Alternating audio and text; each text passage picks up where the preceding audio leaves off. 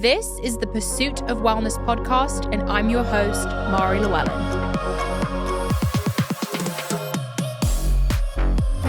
Hi guys, welcome back to the show. How crazy. As you can tell by the title, I am pregnant. Oh my God, can't believe I'm saying that out loud. I also have not recorded the show in over 2 months. I took 2 months off social media. I have basically been a hermit for 2 months. I have barely left my house and I've been in such a bubble. And there's so much that has happened. Also so little that's happened, but I have so much to share with you guys. If you follow me on Instagram, I finally announced that I was pregnant once I hit the 12-week mark with my pregnancy. And I was really nervous to do so because I felt like I was in this bubble where, I don't know, like I love my community so much, like especially on this podcast. I feel like you guys have seen me through it all and I feel very connected with you guys, and especially with my fertility journey and my IVF journey, I just felt, I don't know, really connected. It's such a special experience, you know? But when you put things out on social media, you never know where they're going to land. You're opening yourself up for feedback. And I kind of was just enjoying being in my bubble, but I was also so excited to share. So very mixed emotions. I also think, you know, when you go through infertility I went through it for 2 years. Some people go through it for longer. When you experience loss, etc., it's almost hard to believe that it's real. Like I feel like I have to remind myself constantly, like, you really are pregnant. And I think sometimes I feel like I'm living in a dream because I've just waited so long for it that it's hard to grasp, you know? I literally got an ultrasound done yesterday to make sure little one was still in there. And I don't know, I know that sounds crazy and I'm getting too in depth too quickly here, but I just, you know, it's just crazy to even talk about it, honestly, for me. And it's so surreal. And I know I left you guys on such a cliffhanger. Like the last time I recorded, I was about to do my transfer. I was so nervous. I was in such a that headspace. I was so worried about it not working. And I was in such a I didn't want to jinx anything. I was so scared to even talk about it. And I knew that the second I did my transfer, I would delete social media because I was like, whether or not it works or not, I need to experience that privately. And it's honestly the first time in my career that I didn't share and that I stopped working pretty much for 2 months. And it was a really crazy feeling. And I'm honestly very grateful that I did that and very happy that I did that because I think content regarding this topic is very important. I know there's a lot of discourse about that online right now. And as someone who personally went through infertility, I think it's so valuable to share your experience, especially when you are a healthy person with a good mindset. I always tried to stay as positive as possible. Sometimes, for unexplained reasons, you just can't get pregnant. And it's not your fault. It's not because you're not manifesting it, quote unquote. If you know what I'm talking about, you know what I'm talking about. I think that content is so valuable. And I'm really happy that I shared my experience. I just think people who haven't gone through it don't understand the pain. No, of course not, right? Like people who haven't experienced infertility or loss will never understand that deepness of the pain that you feel. And seeing other people experience it is really helpful. Because I think we are surrounded, day-to-day life by people who get pregnant easily or celebrities getting, whatever, it's everywhere. I left you guys on a cliffhanger. I deleted social media. Obviously now I'm pregnant and I want to tell you guys the full story of what happened because it wasn't just, I think in my head I had this vision that once I was pregnant, everything would be amazing. And it is, I am the happiest I've ever been. But there was some bumps in the road for sure. And some anxieties I was not anticipating. And I want to fill you guys in on that because I think it's important and tell you the full story. So we're going to hop into that. I also want to acknowledge, since I left the podcast, I launched a podcast network, which is crazy. with my business partner, Michaela Phillips, who's incredible. It's called the Pursuit Network. As you can see on the screen next to me, we have some incredible talent who join the network. We have Sam Christine, who's Sam C Fit on Instagram with her show Empower. She's amazing. She's a mum. She's fit. She's gorgeous. We have Louisa Nicole, who is a neuroscientist, insane, with the Neuro Experience podcast. And we have Ree and Slim for the Healthy Hose podcast. So an amazing lineup of talent. And I'm just so excited to be a part of a network that's doing things differently. I've been in networks before where, you know, I think it looks a certain way, front facing, and publicly it's like kind of glamorous and like people really, I don't know, look up to these certain networks or, you know, whatever. As talent and as someone who also runs a business, I never found a place where I felt fully happy. And I wanted to create that. So we're really, really excited to be doing that. And we'll put more information in the description box below of where you can listen to the shows. If you know someone who'd want to join the network, we'll put all that info down below. Let's talk about my pregnancy story. My embryo transfer was on March 20th. And it was a very magical day for me. I couldn't believe it. I was like, this is the day that I get pregnant. Like, they are going to impregnate me. And the way embryo transfers work is you're basically pregnant until proven otherwise, which is kind of sad. But it's like a 50-50 chance of the embryo sticking, honestly. And I did this whole protocol leading up to the transfer. If you follow me on TikTok, you know I was doing acupuncture twice a week. I was wearing fuzzy socks. I was doing warm foot baths. I was drinking pomegranate juice. I was eating Brazil nuts. Like, I really was making it my whole mission for this transfer to work.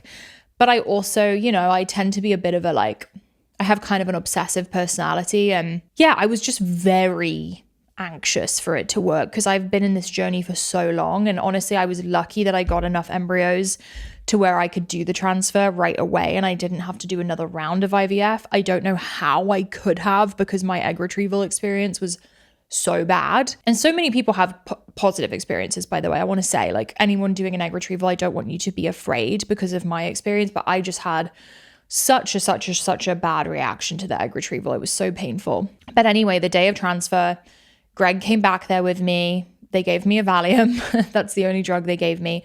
I had to drink a gallon of water and hold it because it makes it easier for them. And I guess I drank too much water. They were like, how is your bladder holding this much water? Like, they measured it and they had to give me this bucket with like measurements of how much water to release. And I would go and pee in it because I drank too much water. I got my bladder to the right point. They brought me out a photo of the embryo, which is the craziest experience. It's like this cell, and the cell, they like de-thawed it that morning and it was starting to hatch. And keep in mind, I don't know the gender, didn't pick the gender. I know the gender now, which is going to kill you guys, I know. But I didn't at the time. And I started crying immediately when I saw this picture of this embryo. I was like, oh my God, that could be my baby. And they wheeled me back into the surgery room, which is the same room I did my egg retrieval in. So it was like kind of scary. All these nurses and people are running around, but I had Greg next to me holding my hand. And basically they tell you to stay as still as possible. They put you on the bed and he essentially impregnated me, and I watched the whole thing on a screen. It was insane. I literally like had my mouth was open the whole time, and I watched him implant the embryo in my uterus. And Greg's watching and he's just like, oh my God, this is insane. It was magical. I was like, wow, this is the craziest day of my life. And then afterwards, I think they made me lay there for a little bit. And then I got dressed, and there's sort of a tradition in the IVF world that you go get French fries after you do your transfer. It helps it stick. And most people go to McDonald's. You guys know me. I am not putting canola oil in my body. No. So I went to NADC Burger here in Austin, which is not a damn chance burger. It's amazing. And they only use tallow. So we went and got burgers and fries made in tallow, and it was incredible.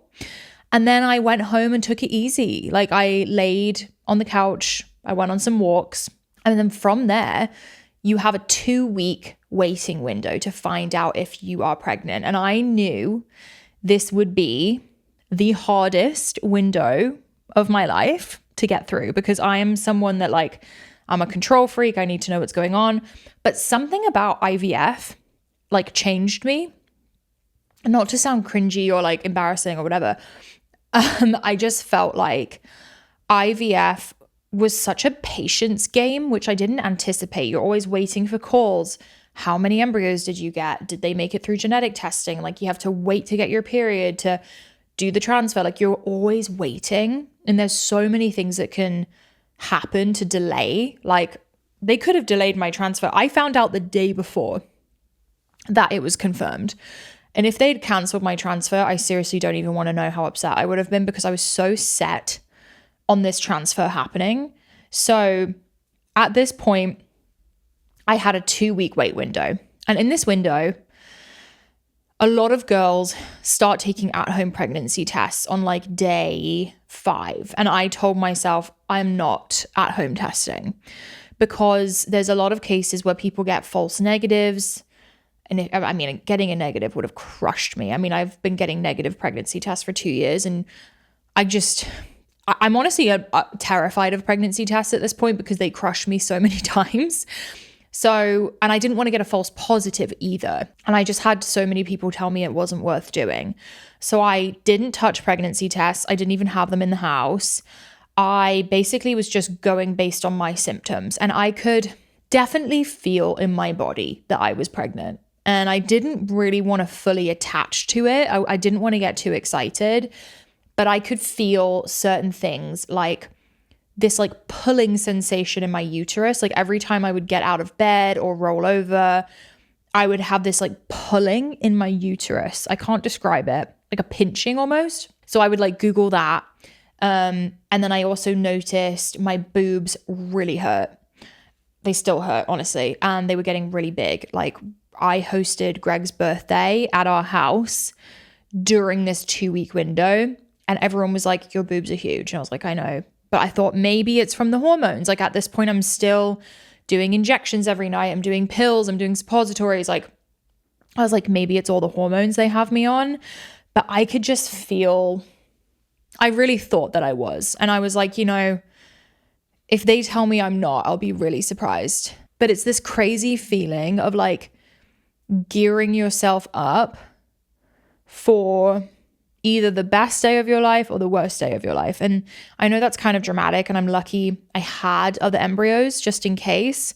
But like going through that again, I mean, 2 weeks feels like a lifetime, right? If you're going to invest in anything, I recommend investing in good, solid cookware. It makes such a difference for your health. I don't think most people realize, but a lot of the cheaper pans on the market have PFAs, PFOAs, PTFEs, lead, cadmium, other harmful chemicals, and those are things you don't want leaking into your food or your body. It just has long-term health effects we don't need. I've done lots of episodes about this. I also think the fact that Americans on average spend $3,000 a year on dining out can easily be fixed by cooking fun meals at home. I have been a little bit of a hermit the past couple months, and we've been cooking a ton. Lots of fun food like pastas and steaks and yummy food. And I love using my Caraway cookware. It's like my favorite cookware in our kitchen. It looks gorgeous on the stove. And I just think cooking at home is more intimate and fun. Obviously, eating out every now and again is great, but I really think cooking needs to come back and needs to be trendy again, because it really is the best. And you can control the oils you're using, the sauces you're using, and make sure you're really getting the best ingredients. My personal favorite product from Caraway right now is the wood cutting boards. Not a lot of people realize when you're cutting on plastic cutting boards, you're getting microplastics in your food, which just gives me anxiety. So I really, really love the wood cutting boards. If you have been eyeing their internet famous 12-piece cookware set, now is the perfect time to buy. You can shop Caraway risk-free, enjoy fast free shipping, easy returns, and a 30-day trial. Plus, if you visit carawayhome.com/Mari, M-A-R-I, you can take an additional 10% off your next purchase.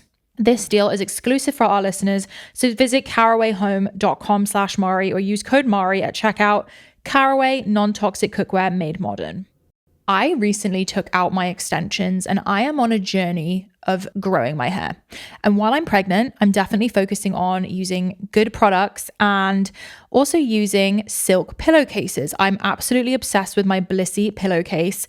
I didn't know sooner, but satin is so bad for you, and Blissy's silk is an incredible game changer. A lot of dermatologists will tell you it's a skincare secret. It really helps with fine lines and healthier hair. I have seen such a difference with using my silk pillowcase.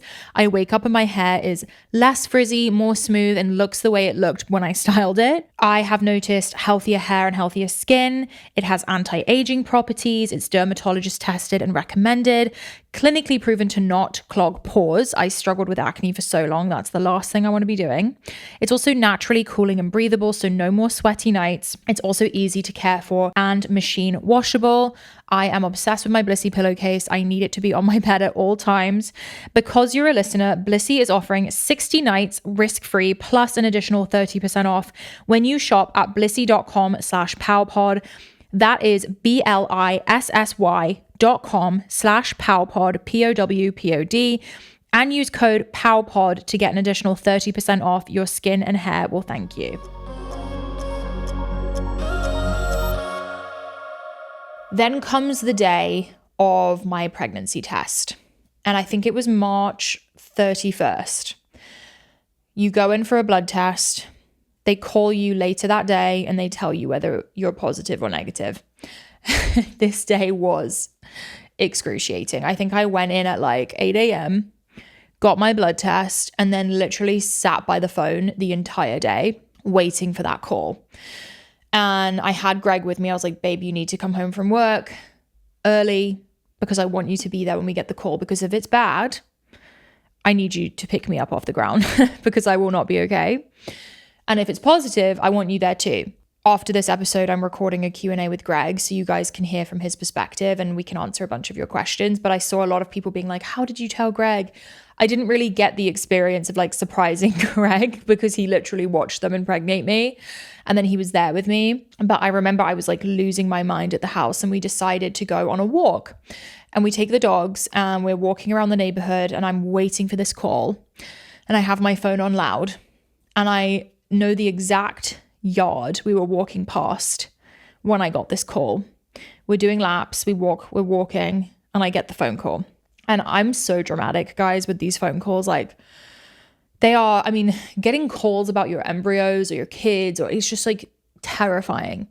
So I answer this call and it was a Monday and she goes, congratulations, you're positive. And I literally fell on the floor and I was crying and going, oh my God, oh my God, oh my God. And I'm like, Greg's there and he's like freaking out, but Greg always just laughs when he's excited. Like he just has this dolphin laugh that he does. And right when I got that call, a blue jay landed, and this is, you know, a little spiritual, but a blue jay landed right in a tree above us. And Greg was like, oh my God, a blue jay, like that must mean something. We're just freaking out together. The nurse on the phone was like, are you okay? And I was like, I'm okay. And she's like, okay, you need to come back in 2 days for an HCG test. And I'm like, yeah, whatever. Oh my gosh. So we hang up the phone. I literally just had my hand over my mouth and we were walking up the street and I'm like, I knew it. Best day of my life for sure. And I wasn't 100% sure of like if I would tell people at that point because I'd been told like you kind of want to wait a couple days to be sure. But I was so excited. We like immediately called Greg's parents, called my mom, called my dad.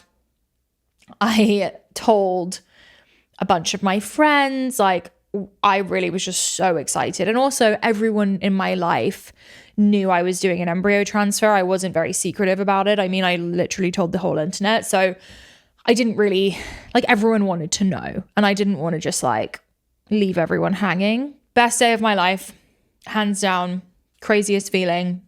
All of it was worth it. All of that hard work, all of the tears and the pain and the sadness. Like it just felt like, wow, it's happening for me and for Greg. And this is when things took a little bit of a turn. So I found out I was positive on Monday.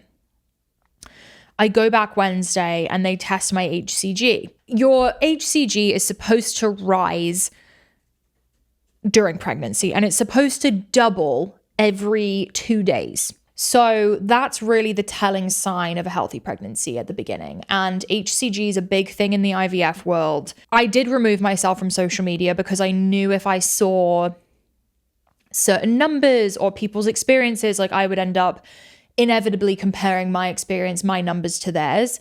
But I did end up on these threads on the internet about what HCG levels people had, how quickly they doubled, whatever. But I didn't really think about it that hard. I was like, I'm positive, I'm pregnant. I go in for my HCG test Wednesday. I'm waiting for the call all day. And again, I'm terrified. And I just feel like a lot of my IVF experience was just me being terrified constantly. Like this awful feeling of like, I can't explain it. You're just in fear all the time. And it's hard to shake that, right? I get the call. I hear in the tone of her voice that something's wrong. And you know that feeling. My stomach sinks. I'm like, fuck, like, what is she about to say?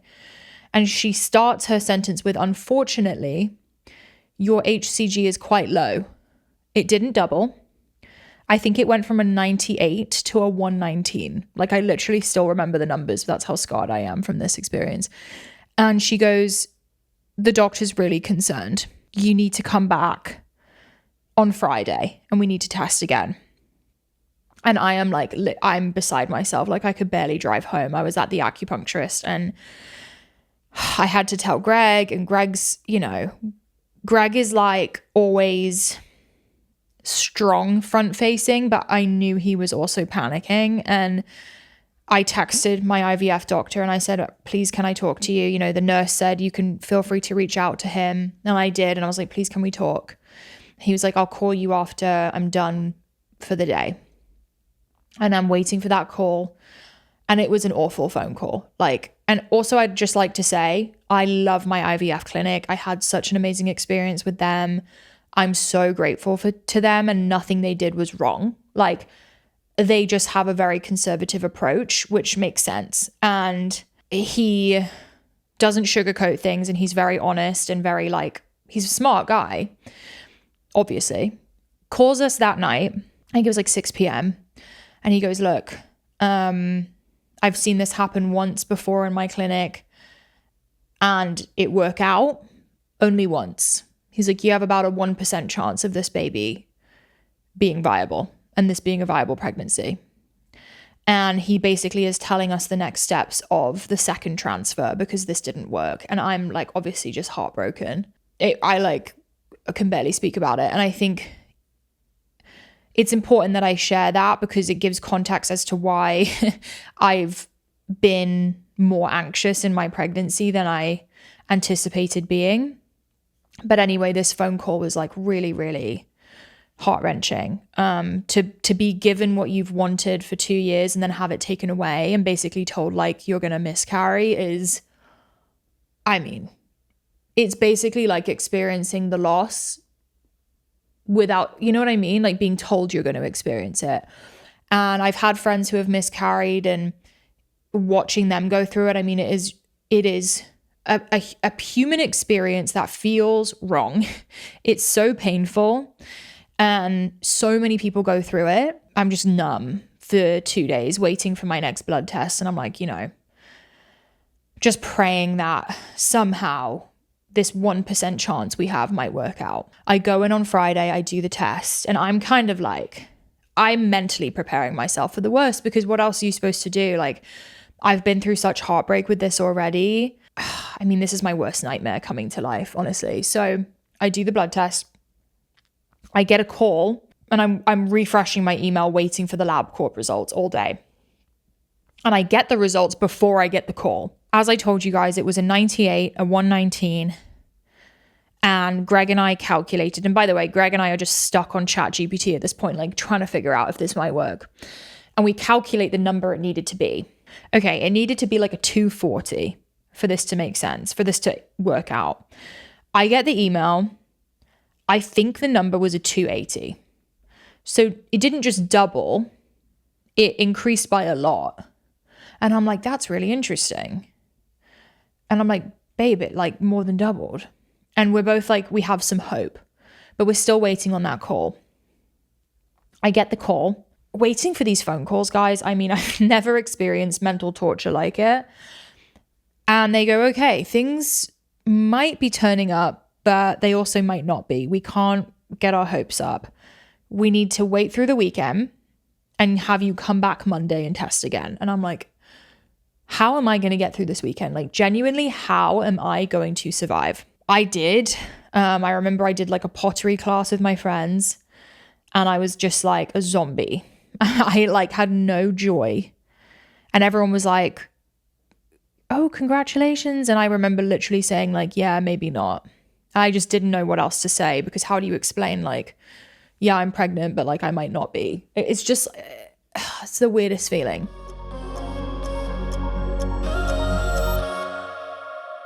Summer is approaching, and hot tip, it is the perfect time to start that side hustle you have been dreaming about. That is essentially how I started my entire business on Shopify when I was selling my PDF workout guides. With Shopify, you can easily set up your online store and start selling your products in no time. The beauty of entrepreneurship is that you don't have to dive in headfirst right away. With their easy to use tools and app, you can manage your business on the go and sell anywhere. That was such a useful tool for me starting my business. I was so new and so young, and Shopify made it so easy to get my PDF guides up on a website and start selling. And it really is what fueled us into starting Bloom. Shopify is a powerful set of tools that helps you start and manage your business, whether online or in person. It is designed to make life easier for entrepreneurs from beginners to big brands by providing tools that simplify selling. With Shopify, you can easily sell on social media, which is what we did, manage your operations, and even collaborate with other brands. Shopify is your all-in-one hub for managing and growing your business, whether you're selling online or in person. It's a toolkit for entrepreneurs equipped with everything you need to launch and scale your business effortlessly. We started at such a young, scrappy point, and now Bloom is obviously what Bloom is, and we've done all of it with Shopify. It's a side hustle summer, and it has never been easier to get started than with Shopify. So check it out at shopify.com/Mari, M-A-R-I. If you're ready to build your own empire, whether it's merch, products, or the next best idea, get on shopify.com/Mari and make it happen. Shopify.com/Mari.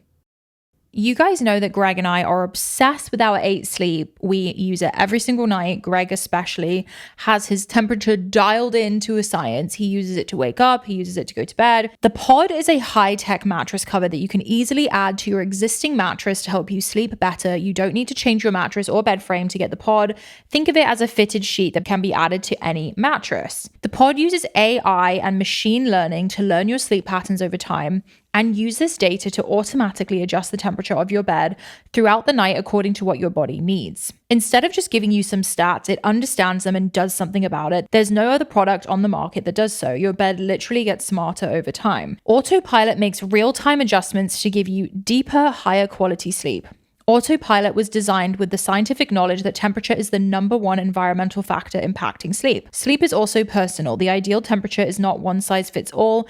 Every person requires slightly different temperatures during the night. Autopilot can even detect vibrations from your body during snoring and gently elevate your heat to reduce or even stop snoring. That would be really great for my husband. 8 Sleep recently launched their latest version of Autopilot together with a brand new app.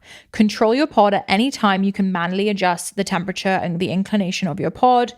It gives you detailed sleep and health reports every single morning. Autopilot adjusts overview. You can also see what temperatures adjustments Autopilot made while you were sleeping and at what time. And they also have smart alarms to help you with waking up. Head over to 8sleep.com/POW and use code POW to get $350 off Pod 4 Ultra and start experiencing the benefits of Autopilot today. You get 30 days to try it at home and return it if you don't like it, but I am confident you will keep it.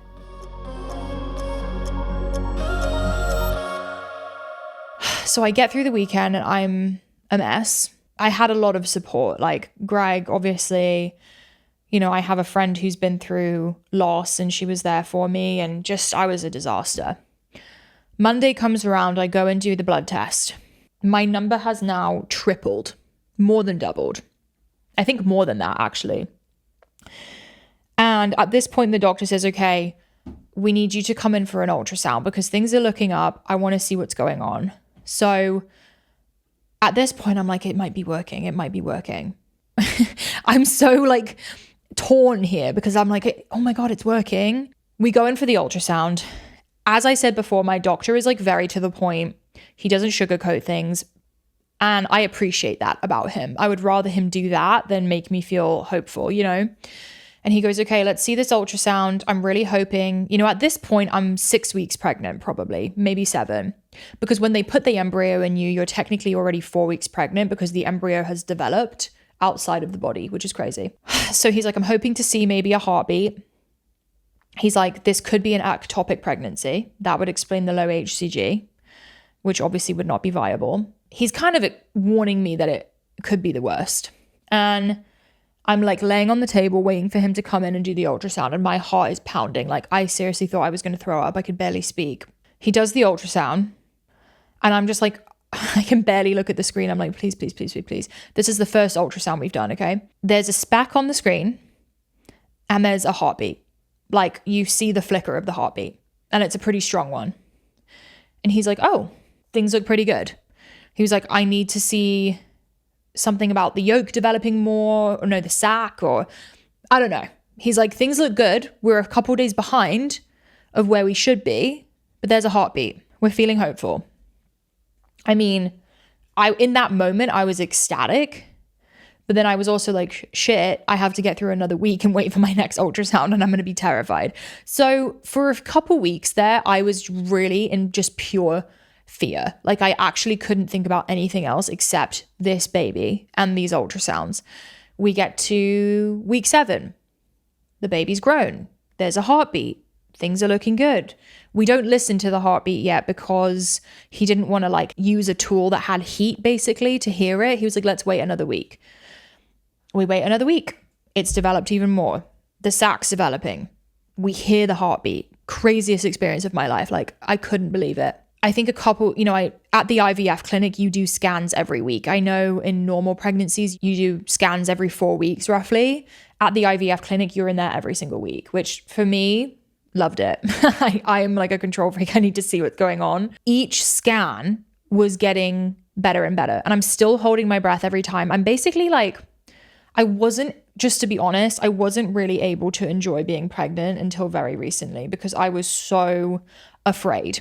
Yeah, then we finally get to the point where my doctor said, I think things are looking good. Like, we are going to graduate you from the clinic next week. We're in a good place. And I just like couldn't even believe that he was telling me that. And I was also so emotional about graduating because I was like, I just was like living at this clinic. Like, I was there multiple times a week and had been through so much with these people. And I just couldn't believe our baby pulled through. It was seriously a miracle. I'm not definite on this, but I just want to say a major thing that I did when I got that scary news was went to my acupuncturist, my queen. She's amazing.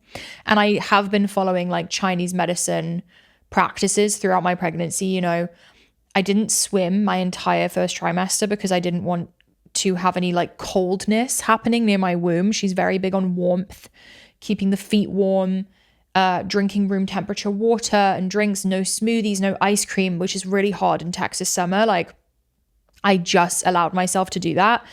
And she gave me herbs to support growth. I mean, when I went to see her, I was like panicking, and she really stepped in and she was like, we don't give up yet. We don't give up yet. And she really helped me just have a good mindset about it. She was like, you can't panic. You have to stay calm for the baby. She gave me these herbs, disgusting herbs, like disgusting. And she was like, you're going to have a hard time taking these. I would pour the herbs, like packets, like 8 packets of herbs in my mouth and chug them twice a day, actually 3 times a day at one point. It was brutal. But I seriously think that's a huge reason I was able to pull through, and the baby was able to pull through. And I think something she said really stuck with me. She said, you know, I think the fact that you have PCOS, sometimes it slows down the blood flow, and maybe that's why the HCG was slow to start. I don't know if this is a very niche thing or if other people have been through this. Like, let me know if you have. I'd be very interested to know. Actually, a friend of mine reached out and said she has 4 kids, and she said she had low HCG with every single baby. And she had them stop testing her HCG because she was like, I just had faith, and it worked out every time. So if you've been through this or you're going through this, maybe this is helpful. That was a rough start for sure. And since then, I graduated the IVF clinic, which was a crazy experience. I'm like a normal pregnant person now. And I went to my regular OBGYN. He did a scan. The baby has now overtaken its growth. So like my due date was pushed earlier, which is crazy. Every time I see the little one, they're jumping, backflipping, like it's crazy. It is honestly the craziest experience. Like I got to see the baby yesterday and the baby was trying to suck its thumb and like opening its mouth. It was just bizarre. Like the feet are kicking, the arms are waving, there's elbows, there's fingers, like you can see a nose. It is crazy. Like I actually can't even put in words how bizarre it is to see. And I think just after everything I've been through, every time I do an ultrasound, my mouth is like, my jaw is on the floor. I'm like, how is there a little person in me? Like it is bizarre in the most amazing way. I chose Function because it's the best in the world for testing. It's an all-in-one health platform with over 100 advanced lab tests covering your entire body, 5 times more than the average physical, comprehensive, and focused on critical biomarkers. It offers testing twice a year, available across the US, and super easy to use. I've been through so much with my fertility journey, my acne journey, my overall health journey, and testing has been at the core of all of them. Function Health is recommended by Dr. Mark Hyman, Dr. Andrew Huberman, Dr. Casey Means, and hundreds of health experts. Kicking off the summer, Function is sharing their Long Live campaign. Long Live is a celebration of the everyday moments that make life worth staying healthy for. For me, this means long live spending time with family. I think it's so important, and I think I would love to encourage my family members to use Function because it just means catching things early and being proactive. In the spirit of long live and taking control of your health, get $100 credit towards your annual membership at www.functionhealth.com/pow. This $100 credit is only for the first 1,000 listeners. Sign up at www.functionhealth.com/pow. You guys know by now I am obsessed with red light therapy. I think it's so beneficial, not just for aesthetics like scarring and acne, but I've even been using it like on my body for egg quality and inflammation. Such an amazing tool. And I personally love Bond Charge. Bond Charge's mission is clear: to empower individuals to live a more fulfilling life through science-backed beauty and wellness products. It can be really hard to find time to do all of these wellness habits at home. But what I love about Bond Charge's red light face mask is that it's super easy to incorporate in my routine. You can wear it while you're cooking, meditating, reading a book, making the bed, whatever it may be. You just do it for 10 minutes a day, and you are on your way to clearer, firmer, and more radiant skin. It's a go-to skincare device for me to feel refreshed, confident, without costly spa visits. So I think it's really worth the investment to have one of these at home. I've noticed my skin looks so much better. I had acne for 10 years and this has really helped me with my scarring. Plus it's helping me feel like I'm glowing from within. It has made such a big difference with my skin, and probably it's like my staple when it comes to skincare. Really helps with redness, scarring in general, etc. Bond Charge's red light devices promise a non-invasive approach that utilize specific wavelengths of red and near-infrared light to penetrate skin, offering a range of benefits that continue to garner attention from researchers and health professionals alike. Go to bondcharge.com and use coupon code PURSUIT to save 15%. That's BONCHARGE.com and use coupon code PURSUIT to save 15%.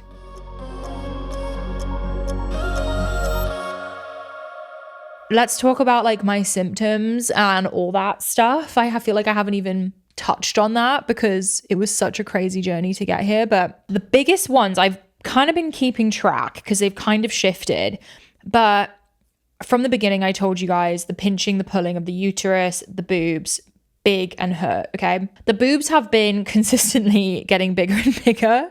And it actually is terrifying. Like how could they possibly get any bigger? I mean, if you look at pictures of me from before IVF, even during IVF to now, I had small boobs, like always kind of have. They are like massive right now. Like I actually can't believe it. It's hard to get dressed. Like none of my clothes are made for big boobs. Like none of my bras fit, none of my sports bras fit, none of my bikinis fit. It's really weird.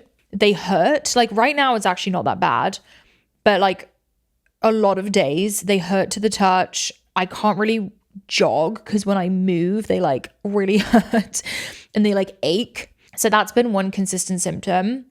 I would say fatigue has been a big one, and that one kind of fluctuates. Like over the weekend, this past weekend, I was exhausted from like 11 a.m. onwards. Usually it hits me around like 3 or 4 and I'm just kind of like down for the count. And I really let myself rest. And then my nausea has been so mild. Like, and I know I'm super lucky, and part of me wonders if the universe is giving me a break because it saw everything I went through. And maybe I'm having a little bit of a breather with the symptoms, but I haven't thrown up once. My nausea is pretty much usually only first thing in the morning, and I have to eat something right away. And then it usually goes away within like an hour.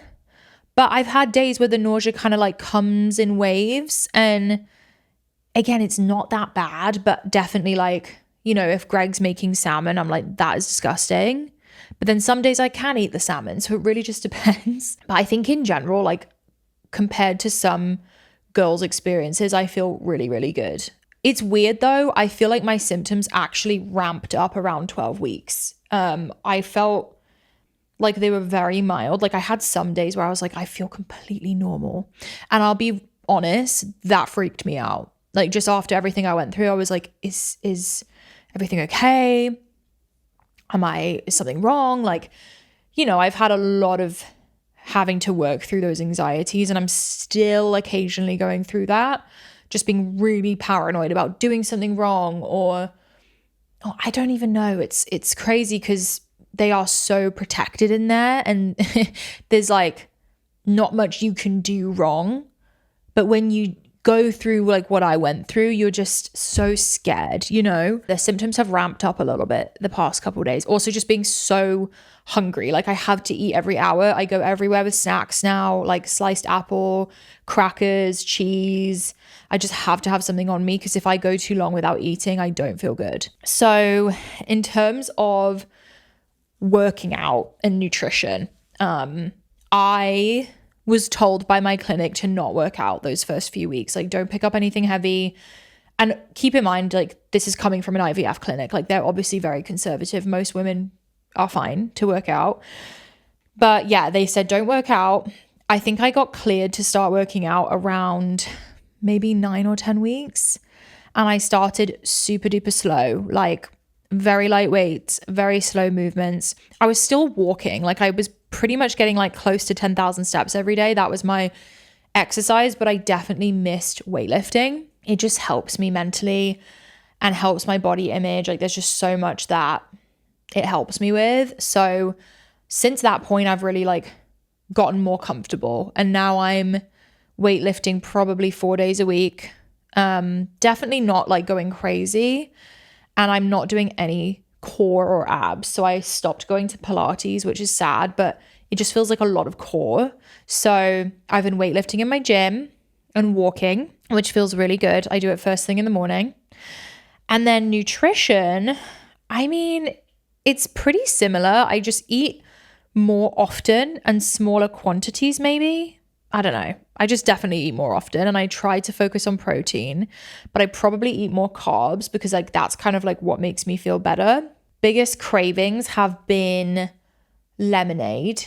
That's like a huge craving for me, and sandwiches are the biggest ones. And also, before I talk about nutrition, I know that so many people have strong opinions one way or the other about food when they're pregnant, and I just think that everyone's different, and like everyone should do what they're most comfortable with. I think in general I take a very conservative approach in some ways, but not other ways. Like I think, so I ordered this book called Expecting Better. Emily Oster is the author. She's an economist, and she talks about how when you're pregnant, they pretty much just tell you like, oh, you can't eat deli meat, you can't eat sushi, you can't drink alcohol, you can't have coffee.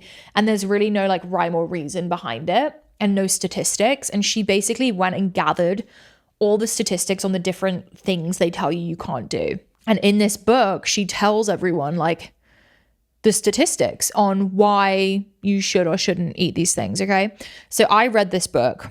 I haven't read the whole thing, but I've read a lot of it because there's certain things I definitely don't want to do. I don't want to drink alcohol. I don't want to have too much caffeine. I probably won't eat raw fish, at least in my first trimester. But like the deli meat, for example, she talked about how it's a super low statistic chance of you getting sick. And the highest chance is with turkey.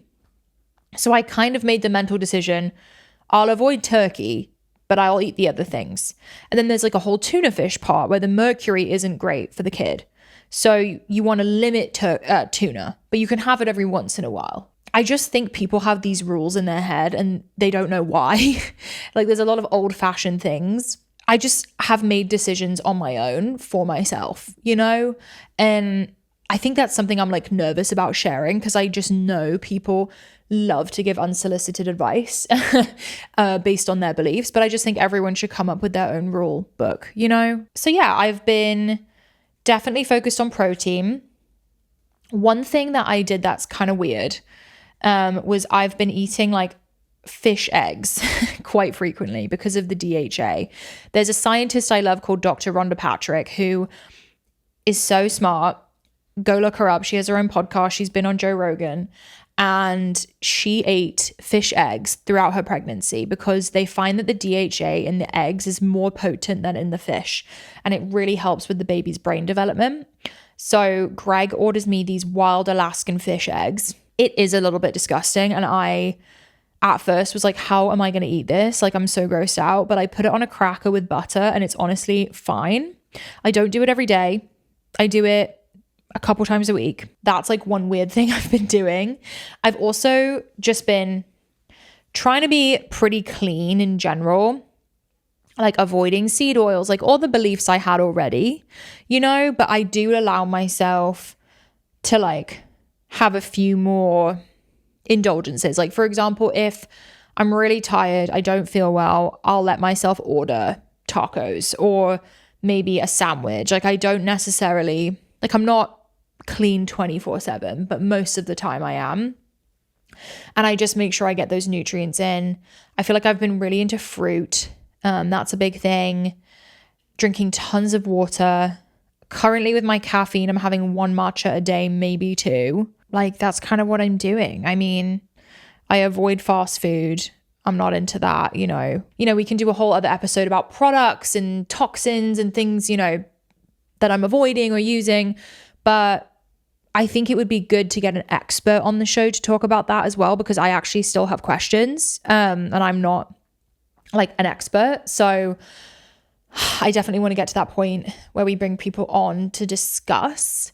And I have a few great ideas and we have some amazing guests in the pipeline, like one that I'm so excited about coming in June. And if you still have questions, Greg is coming on next week to answer those questions. We're going to do that together. I got so many questions. Oh my goodness. I mean, me disappearing from social media and then coming back with that announcement, I have never in my life had so much like love. It's so crazy. And I am so appreciative of everyone who's shared their well wishes. It's seriously so heartwarming and special. And I'm so excited to share this with you guys. I mean, I've waited for this my whole life.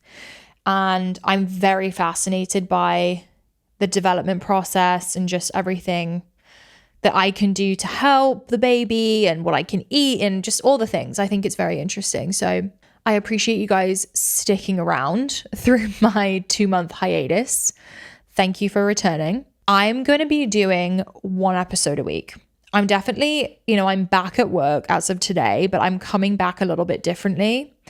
I think the old me was like, fill the calendar to the brim, say yes to everything. I had a bit of a problem for a while. And, I think it got me a long way. Like I wouldn't have built Bloom if I wasn't so intense about it. But I have truly waited to be pregnant for so long that I want to enjoy it and I don't want to be stressed. I want to be able to rest and like enjoy. And I still love doing the podcast. This is my favorite thing that I do. And I think we can have some amazing conversations, but I think twice a week was really a lot for me. So we're going down to 1. I know you guys will respect that and I'm so appreciative. And I want to make sure you guys subscribe so you don't miss anything because I am back. Leave a review. I would also just love to hear your guys' feedback on like your own experience or whatever you've been through. Like I love reading. So either DM me, leave a comment on Spotify or on YouTube.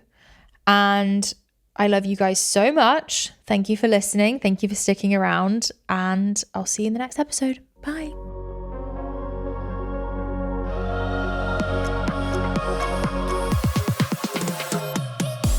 Thank you for joining us on the Pursuit of Wellness podcast. To support this show, please rate and review and share with your loved ones.